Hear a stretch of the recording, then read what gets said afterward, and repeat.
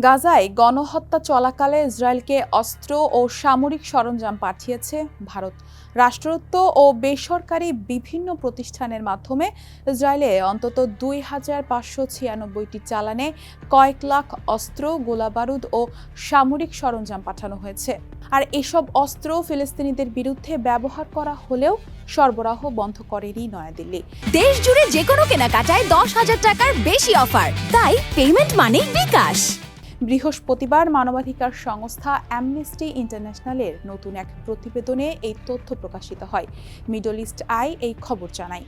অ্যামনেস্টির তথ্য অনুসারে ২০০৩ সালের ৭ অক্টোবর থেকে ২০২৫ সালের ৩০শে নভেম্বর পর্যন্ত পাঠানো এসব চালানের মধ্যে ছিল মেশিন গানের বিভিন্ন যন্ত্রাংশ, ইসরায়েলের রাষ্ট্র পরিচালিত সমরাস্ত্র প্রতিষ্ঠান এলবিট সিস্টেমসকে সরবরাহ করা ১৫৫ মিলিমিটারের উচ্চ ক্ষমতা সম্পন্ন বিস্ফোরক কামানের গোলা, খান ইউনিসের ধ্বংসস্তূপ থেকে উদ্ধার হওয়া স্কাই স্ট্রাইকার কামিকাজে ড্রোনের বিস্ফোরক ওয়ারহেড এবং ইসরায়েলি সামরিক বাহিনীর মূল সরবরাহকারীদের জন্য তৈরি সাজোয়া যানের যন্ত্রাংশ।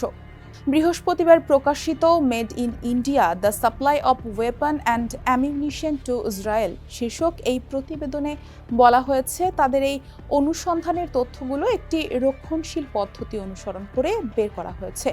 ফলে ভারতের প্রকৃত অবদানের চিত্র এতে নাও উঠে আসতে পারে। বিবিসি জানায়, গাজায় নিজেদের প্রভাব তৈরি করতে প্রতিনিয়ত নতুন মাটির দেয়াল ও কংক্রিটের বেড়া তৈরি করছে ইসরায়েল। সামরিক বাহিনীর এমন পদক্ষেপের কারণে গাজা উপত্যকার শত শত পরিবার আবারও ঘরবাড়ি হারিয়ে খোলা আকাশের নিচে আশ্রয় নিতে বাধ্য হয়েছে। এদিকে যুদ্ধ ও সংকটে ভেঙে পড়েছে হাসপাতালগুলো। ভয়াবহভাবে ক্ষতিগ্রস্ত হয়েছে গাজার স্বাস্থ্য ব্যবস্থা। হাসপাতালগুলোতে বারবার হামলা এবং গাজায় চিকিৎসা সরঞ্জাম প্রবেশের কঠোর বিধিনিষেধের কারণে চিকিৎসা সেবা প্রায় অচল হয়ে পড়েছে। ফিলিস্তিনিদের স্বাস্থ্য মন্ত্রণালয়ের তথ্য অনুযায়ী সোডিয়াম বাইকার্বনেটের তীব্র সংকটের কারণে গাজায় ৫০% ডায়ালাইসিস মেশিন সম্পূর্ণ অচল হয়ে গেছে। যুদ্ধের আগে কিডনি রোগীদের চিকিৎসার জন্য গাজায় ৭টি হাসপাতাল ছিল, এখন সেই সংখ্যা নেমে এসেছে ৪টিতে।